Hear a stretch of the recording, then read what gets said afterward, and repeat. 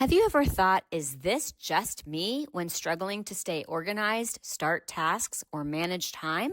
For those of us over 50, these challenges might not be just aging. They could be ADHD hiding in plain sight for decades. I'm Jami Shapiro, host of Grandma Has ADHD, and I'm building a community where your experiences matter. Whether you're diagnosed, questioning, or simply curious, you're not alone. Our Facebook group is filled with vibrant, understanding people over 50 who share their stories, strategies, and yes, even their struggles, with plenty of laughter along the way. Ready to find your people? Join our growing Grandma Has ADHD Facebook community. Please like and subscribe to the podcast wherever you listen, and share it with someone who might need to hear they're not alone, because ADHD doesn't have an age limit, and neither does understanding yourself better. Together, we're changing the conversation about ADHD after 50. Come be part of the story. Hi, and welcome to the latest edition of Grandma Has ADHD. I am sitting here with a very reluctant guest who has never listened to my podcast and is not a grandma, right? Well, yeah, no. But you are a grandchild. Yes. And you do have a grandmother with ADHD. Yes. Yes. So we are talking to my youngest child, who you have heard me reference many times. Her room is the one that sometimes I will record the podcast episode in because you have the best Wi-Fi. And sometimes you get to see the background of her room, which would you say looks like a bomb went off? Oh, it's different to my oldest sibling with ADHD just because it's not that my room is unhygienic. It's just very disorganized. You want to be careful what you say. Yeah. Because that oldest child may at one point listen to this. I love my oldest sibling so much. I'm just saying. Mm-hmm. But my room it's just disorganized. I hate doing laundry. And I think that's what makes my room look super messy, just because there's so much laundry everywhere. So, all right, you hate doing laundry. Mhm. Would you say that generally, like, household tasks are something you enjoy? It really depends. When I was a kid, I enjoyed like physically cleaning stuff, like washing the windows or mopping the floors, but it's things like laundry and just like organizing things that really I just can't do it. I can't sit down and just get it done unless I physically force myself to. Okay, so tell me about your laundry. Tell me about your process. Now, just share it. So just for frame of reference, if you're listening, Adyson is 17. She is the baby of my 3 children.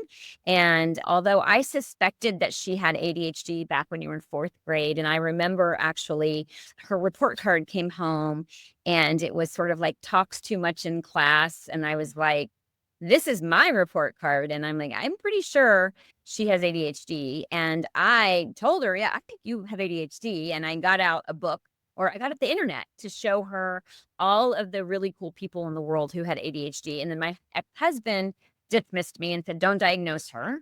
Right. And so we didn't really think about it or talk about it. And here I was learning about ADHD. And it was only a couple of months ago when you actually said, Mom, I think I have it. I was pretty sure I had it, I think, all of high school, but it wasn't until recently when it was actually affecting me. It was my junior year of high school, and it's really hard for me to focus in school. And I was like, I'm pretty sure I have ADHD. If I can get some resources to help me with school, I want to get diagnosed. So I did. And then I kind of was like, told you so, because I understand where she's coming from. But for a while, she was only used to seeing one specific type of ADHD, the one that she has and that my oldest sibling have. But I don't have that kind. It's different, and that's normal. But you really don't see it in me because I can be pretty talkative, but with my family, not as much, just because the different dynamic. But like things that go on in my brain, it just makes sense. But anybody who saw your room would know you had ADHD, or lives with you, when you can see that Adyson had left a path in her wake. Oh, well, she clearly ate this, because it's like the breadcrumbs of Hansel and Gretel. Which I will say, I understand it. So that's been really helpful for me with that perspective. Is like, I recognize that she isn't trying to be difficult or like leave everything for me to clean up. But my partner, who does not have ADHD, and she is an OPK, which means other people's kid. And what I have discovered is that you have more tolerance for your own children than you do someone else's. And so living with somebody and having to defend my child who always makes messes is hard. So anybody that could see how you lived would know. I want to emphasize that they're not unhygienic messes. I'm a No. very cleanly, clean You person. shower and brush your teeth just daily. very disorganized. Very disorganized. And you're so lucky because you have me as a mom. You are lucky. Very lucky. But, this was a very spontaneous conversation because Adyson, again, does not listen to my podcast, but my kids, everybody makes fun of me because the ADHD is love. Tell the audience about life with me with ADHD. Just ever since she started this podcast and got her training, it's been her hyperfixation in just the way that, at least in conversations with me, my ADHD has to connect to everything, which I don't necessarily see it that way. I can see how it affects a lot of the things in my daily life, but I don't think it consumes it.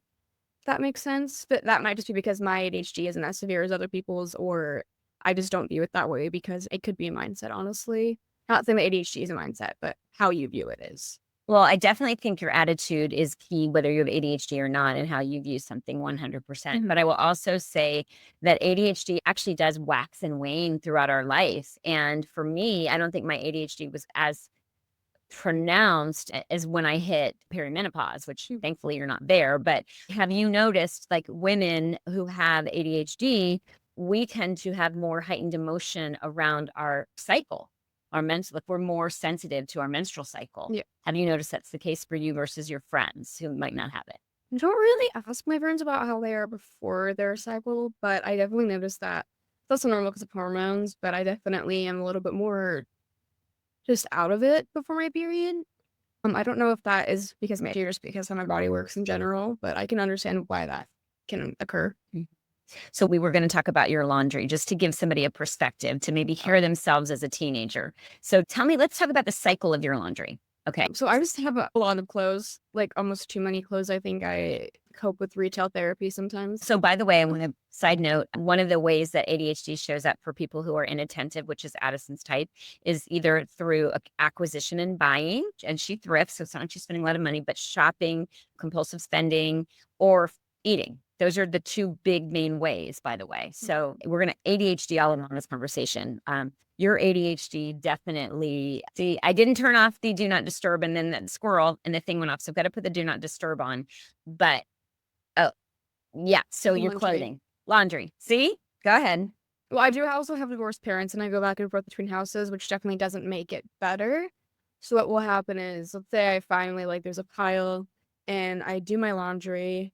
And usually the clean clothes are sitting in the clean bin for a good 2 weeks, the minimum. They are sitting there for a while. Specifically at my mom's house, I have a couch that I sometimes put my clean laundry in because maybe I don't have another hamper. I don't mix it with the dirty laundry. That's for sure. But don't you sometimes not know what's clean and what's dirty? I always know. You do know. I always, because I can't tell. That you pile with jeans and shirts, to me it doesn't matter as much unless I worked out in it. But things that I get dirty in, like underwear and socks and workout clothes, that stuff I know is dirty and I will wash it, and I will never wear it unless it's cleaned again. Because I get kind of sensitive to those things. I just don't like the thought of being dirty. But what will happen is I will pick the clothes out of the clean hamper until all the clothes I like are gone. And then there's another, because I'm still going through clothes, I'll put it in the dirty laundry basket. So I'll have 2 laundry baskets. One is clean, one is dirty. I know which ones are which, but it's getting really overwhelming. So usually it takes honestly a few months. I'm not even exaggerating, because I always put it off because I'm a pretty busy person, and I kind of need to set off a good few hours to just get my laundry done because it is so consuming for me. I'm getting better at it now, but this was middle of high school for me. It would take me months just to fully get all my laundry done. So I'll wash the dirty bin, and then I have 2 clean ones, and then usually a few days after I will just dump it all on the floor, and I'll finally do it. There are some cases where I will because I always set aside things. I have a weird way of doing my laundry where I'll set, before folding anything, I will toss them all into different tiles. Oh, this is tops, this is bottoms, this is pajamas, these are underwear. And usually with the tops, I put them on hangers and I hang them in my closet. And like currently right now, all my tops are sitting on my couch because I forgot to put them away and I've been putting it off for a while. So I have a question for you. Is there anything that ever motivates you? Like you've got all this laundry, you hate doing it. Is there anything that ever can like make you do it, get it done? A lot of the times it's timelines. Like I want to have all my clothes put away and stuff and my room fully clean before school starts. Just because like a fresh So you give start. yourself a deadline. Yeah, and also sometimes if like I have somebody coming over. That's what I was looking for. Mhm. A lot of the times though, I have just been like, sorry, my room is messy. I'll just like shove it all in a corner and I'll pretend that it's not there. Because the rest of the room is clean. It's just the laundry that's kind of everywhere. So I'll just like put it all in a pile and I'll just say, don't look over there. Do you know that when I was a child, like the only thing I ever used to get in trouble for was my room?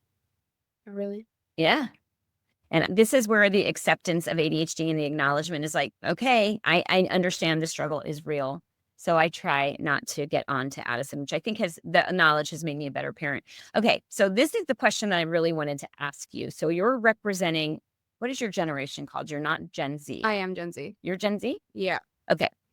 Tell me about ADHD, because one of the things that I'm trying to do is destigmatize ADHD in older generations, because we didn't talk about mental health and challenges the way that your generation does. Would you agree with that? And I would also say that, while you have ADHD as a result of your genetics, because it's been passed down through our family. Anything like TikTok and the COVID pandemic definitely shaped it. I think actually it's been more of you guys were raised with constant stimulation and your brains. I think it's TikTok, but that's just my opinion. I think it was before TikTok, but I will say that a lot of people have said that COVID made it worse because all of a sudden we didn't have such structure, which is actually one of the reasons that they think people who've retired may struggle more with their ADHD, because they now have this like wide open space. Now, let me ask you this question. If you have a wide open day, how does that make you feel if you've got nothing planned? It depends on a lot of factors, but I'd say if I've had a really stressful few days ahead of that, or if I've been working a lot and have like one day off, and if I can't make any last minute plans, I'll usually, those are the days, because I rarely have them, where I will try and get like laundry and stuff like that done. And if not, then I always just have like these little tasks that I want to get done in my head that I just never really end up doing. So I'll usually do those tasks. They're just like little things like, oh, I want to sew this thing, or I want to fix the hole in my pants, or just the smallest things, or I want to go to Michael's and get stuff to do this. So this is where ADHD shows up differently, because if I have an entire day, I feel like I have to fill it. And also sometimes I don't even know where to sit. I hate just sitting in my bed. I don't like doing that, but sometimes like my motivation can be varied. So like I will want to do all these tasks, but I will physically not be able to. Yeah, that's very ADHD. Yeah. Okay, so back to generation. So I do think some of the people of your generation have it the way that you have it. And I do think that like the constant stimulation and the growing up with an iPad, it definitely is making people's brains become deficient on dopamine. Like they're addicted to the constant movement, and I think their brains need more. But outside of that, if somebody is diagnosed with ADHD, is it something that they feel like they need to keep secret? Not really, no. Usually I can tell, and most of the people in my life have ADHD, honestly. A lot of my friends do. A lot of people I've dated have had ADHD, so it's not really because you're very open about it. Like, if first minute you meet somebody, you will probably say that you have ADHD. It's not like that's not how it is in my generation. It's more just we don't feel the need to. I don't know how to word this properly. It's not stigmatized. Yeah, it's not stigmatized. We're not ashamed of it. It's just not something we feel the need to bring up, because honestly, it is so common. At least in the area that I am, because, therapy is very accepted. And you also go to an artsy school. Yeah, I go to an artsy school. We're in like a liberal area where therapy is, pretty normalized. So people that have ADHD are aware of it because they're usually in therapy for it. As opposed to a smaller town where it's more stigmatized, because we are in a very nice area where it's not as stigmatized, but that's not how it is everywhere. There's still little pockets of, especially in America, where things aren't as cool. Okay, well, we're going to pause. When we come back, what I want to ask you is if you could put yourself in a situation, maybe like grandma, where all this time you had ADHD, like something was off, but you didn't have a name for it. And then, what advice you would give to that person who is discovering it. Does that even make any sense? Mm. Well, we're going to talk about it offline and figure out how I want to ask this question. We're going to take a pause because you're going to hear we do not receive any funding. And so one of the things that I do is I promote my business as a coach and also the services that Silver Linings Transitions provides. So hang in there. We're going to take a pause. And I also just want to encourage you to like and subscribe to the podcast and join our growing Facebook Grandma Has ADHD community. I gotta like build it up, because the more people who embrace their ADHD and find their tribe, the less stigma there will be. So we're gonna be right back. Okay. And hey there, Grandma Has ADHD listeners. I'm your host, Jami Shapiro, and do I have some exciting news? My book, This Explains So Much, Understanding Undiagnosed ADHD, is now available on Amazon. My mom, Vicki, and I wrote this together. She's the original grandma who inspired this whole journey. I'm calling this the perfect is the enemy of done version, because if I waited until it was perfect, you'd never be holding it in your hands. This book is for us. Those of us who've spent our whole lives feeling like we were too much or never quite enough. Inside, you'll find why you've always felt different, ADHD traits you didn't even know were ADHD traits, how to declutter without the shame spiral, and so much more about thriving with ADHD after 50. Here is the exciting part. Everyone who purchases the book gets free access to a virtual book club that my mom and I are hosting. So mark your calendars for Sunday, October 26th at 3:30 p.m. Pacific, 6:30 p.m. Eastern. We're going to share stories, laugh about our ADHD moments, and create that safe space where you can finally take off that girdle. When you read the book, you'll know what I mean, and just be yourself. Here's what to do. Head to Amazon, search This Explains So Much, Jami Shapiro, grab your copy, paperback or ebook, and visit grandmahasadhd.com to take the ADHD quiz and get your book club registration link. Understanding your ADHD isn't adding to your plate. It's finally understanding why your plate has always felt so full. I cannot wait to see you at the book club and hear your stories. And if the book resonates, please leave an Amazon review, as well as for this podcast, to help other women find their light bulb moments. Thank you for being part of this community. This book exists because of all of you.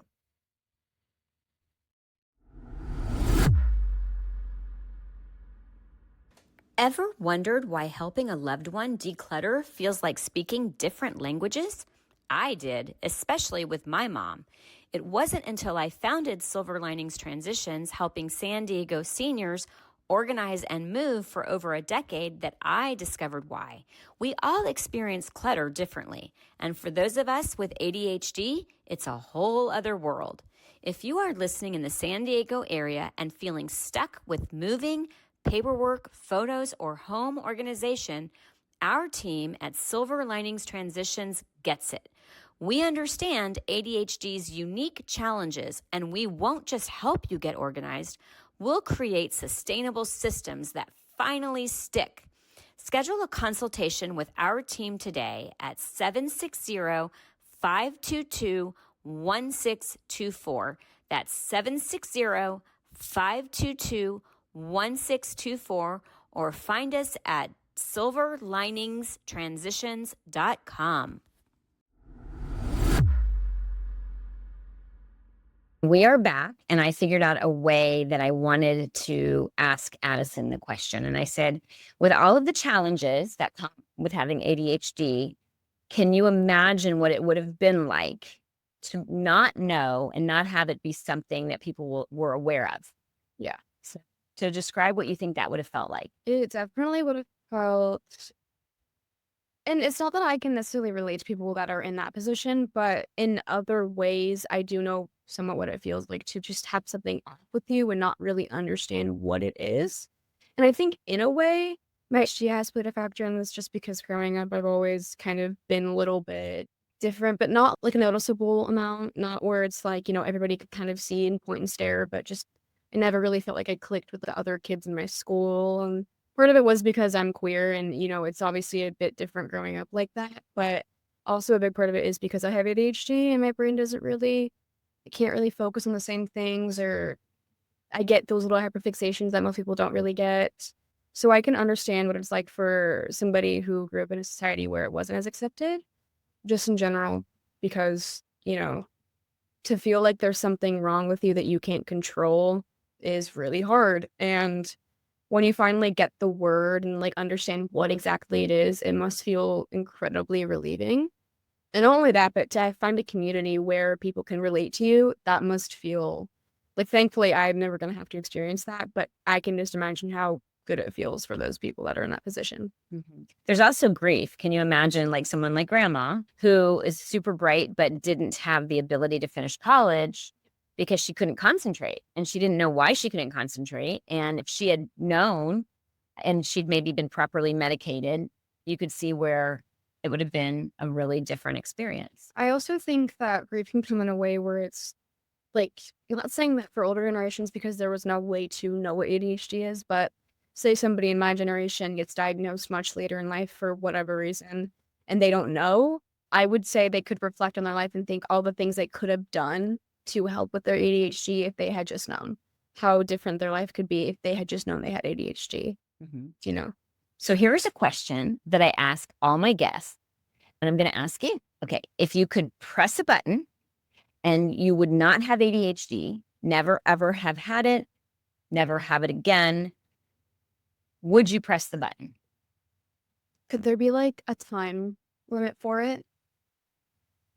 I press the button, I don't have it ever, never, and then didn't have it, or I had to keep it.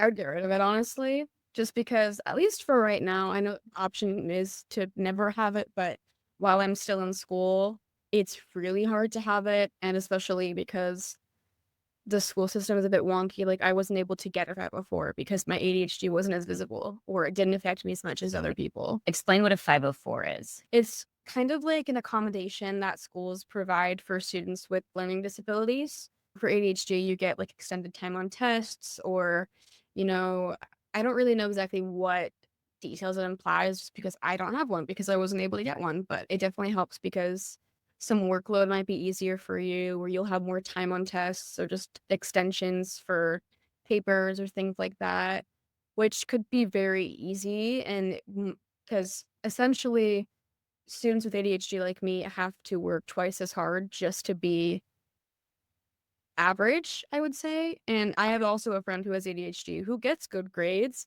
and they were also denied a 504 just because their grades were too good. So first of all, I want to address the button, and then I want to talk about something else. So what I have heard from people is a lot of people have said that if the button option had been available to them in school, they would have pressed it. So it's very, very normal because you are in a space of conformity right now. You have to do things the way people want it done. You can't be an entrepreneur. You can't just go and do what you learn, what you want to learn, what interests you. You're scripted, right? It is scripted for you. And so that seems to be a universal feeling for people. But I also want to say that another reason that a lot of people actually don't discover that they have ADHD, or they don't discover it until they're in medical school or in challenging school, is that there's something called twice exceptional.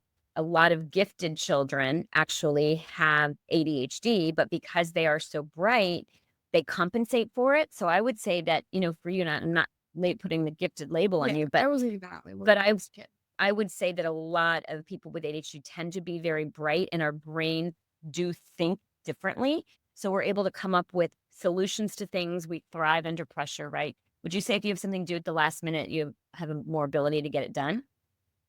No, actually. Really? I get really stressed.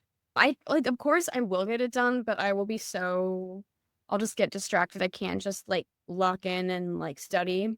So like a test or a paper, it's going to take me a while. That's why I don't really procrastinate till the last minute, more like the last week. because I know it's going to take me a while. I know I'm going to do it in chunks. I can't just sit down and get it done. Do you ever hyper focus on anything? Like, do you ever everything falls away and this is all you pay attention to? And is there anything in life that you just are like, I don't want to do anything else but this? Yeah. What is that? It's like when I'm dating someone, I get really obsessive with not obsessive, but it's harder for me to focus / care about other things. I've heard that it's Yeah, it's not very healthy, and I'm working on it, but it definitely is how it has been for me, where I will just especially when I was a bit younger, earlier in high school, when I didn't have a car and I didn't have all this freedom and I was kind of forced to be at home more often. I was like, I don't want to be with my family. I want to be with this person or this person.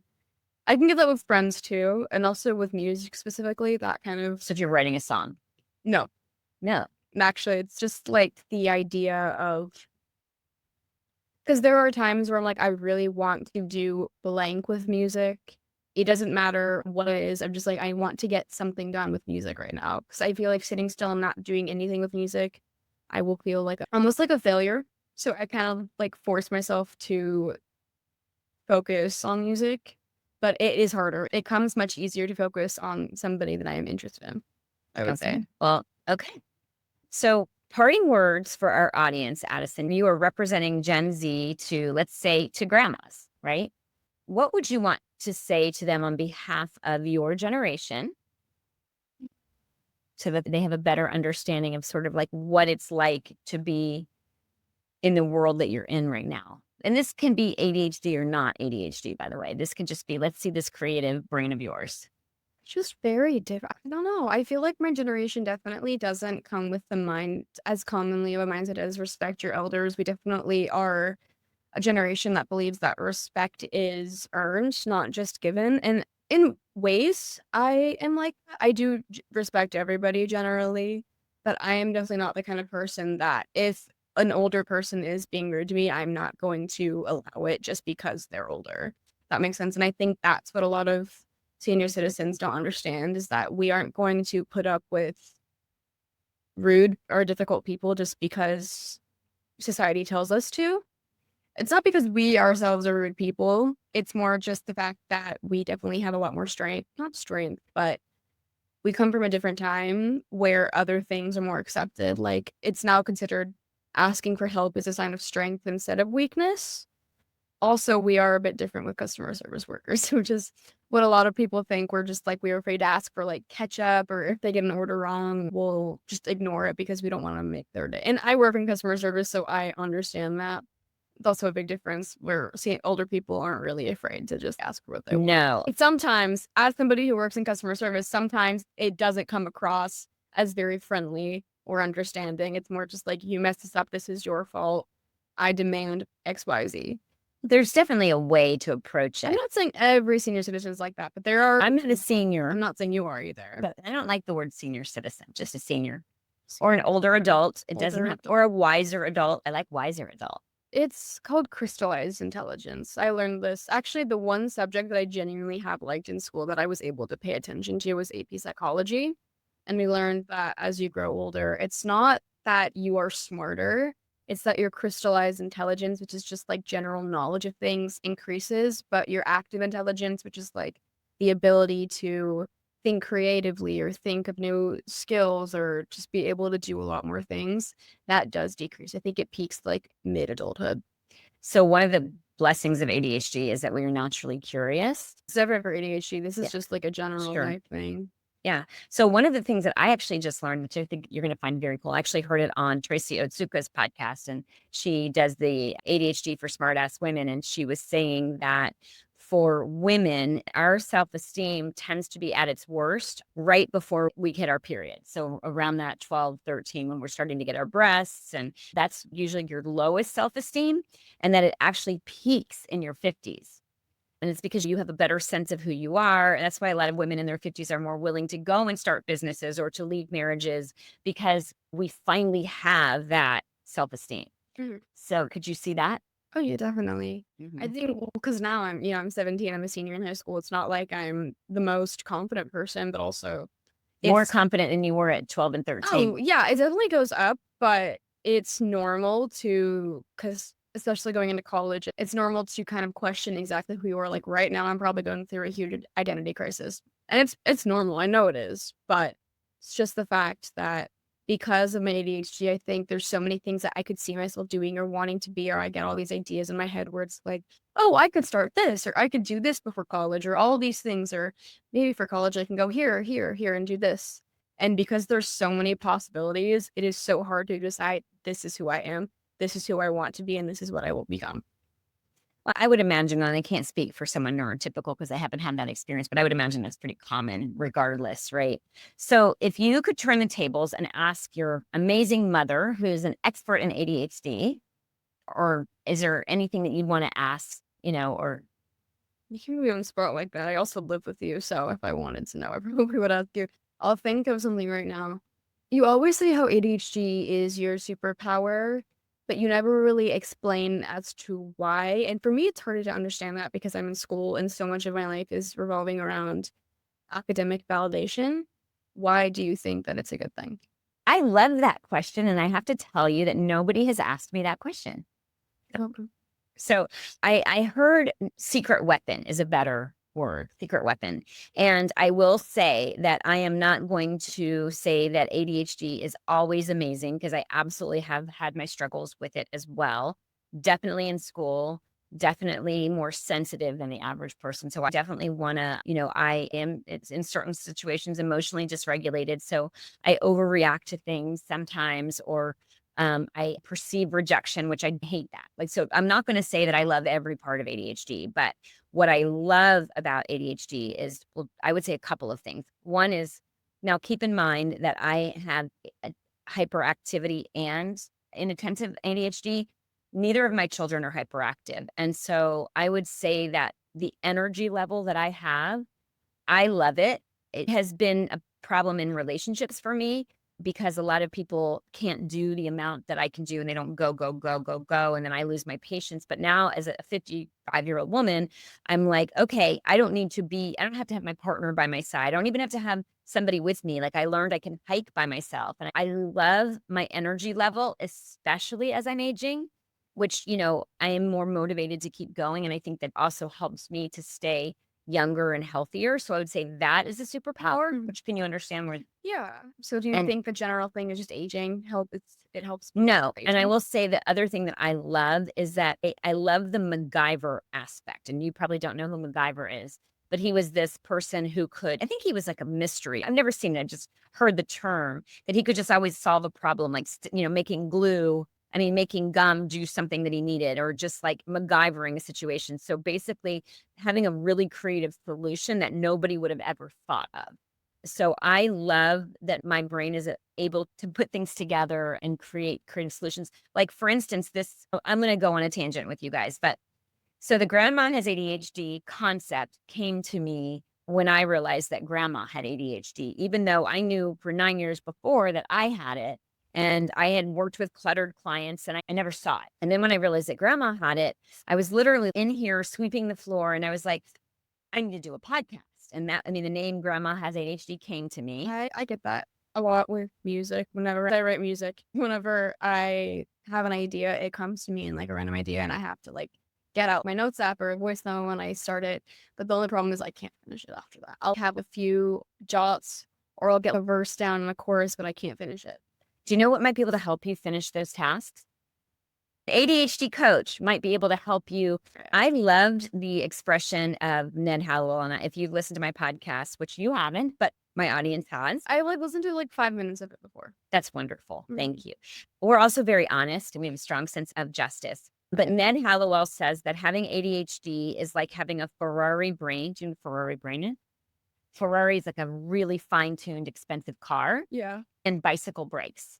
So if you got this amazing tool, but if you don't know how to use it, then it's not going to work for you. So one of the benefits of ADHD coaching or just understanding your ADHD is, okay, I know that this is when I'm the most creative. This is what I know I need to do to maximize on that creativity, right? So that's where you want to hone your skill.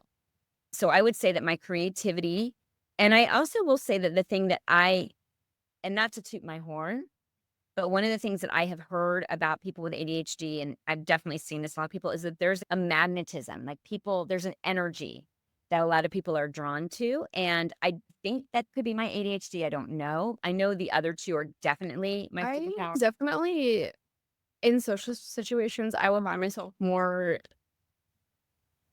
what's the word I'm looking for? Not like attracted, but like in a just in general way, not like a physical way. Just like I find myself drawn more to people with ADHD, just because it might be because that's how my brain works too. But it's kind of hard for me to have a conversation with somebody who doesn't have ADHD because I keep jump from conversation to conversation, and that's normal for me. And so when I'm with somebody else who is just trying to get back on track, or I keep kind of drifting them off, they'll notice it before I notice it.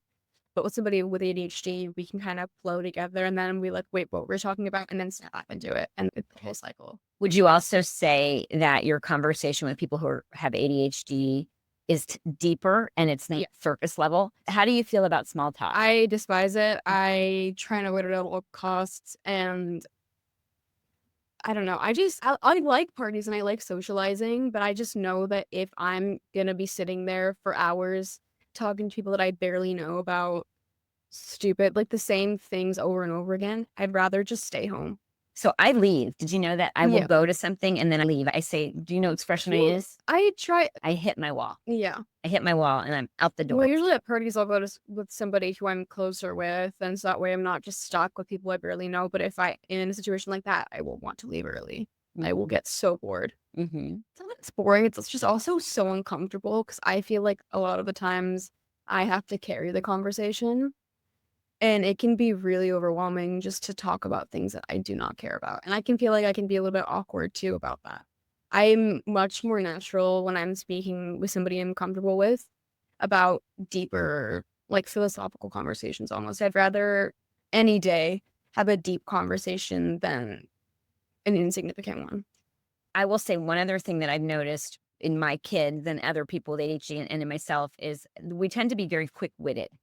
Like I saw Will, so Addison's older sibling is a drag king in New York, very creative career and really talented. You can find Benedict the Bastard is their stage name.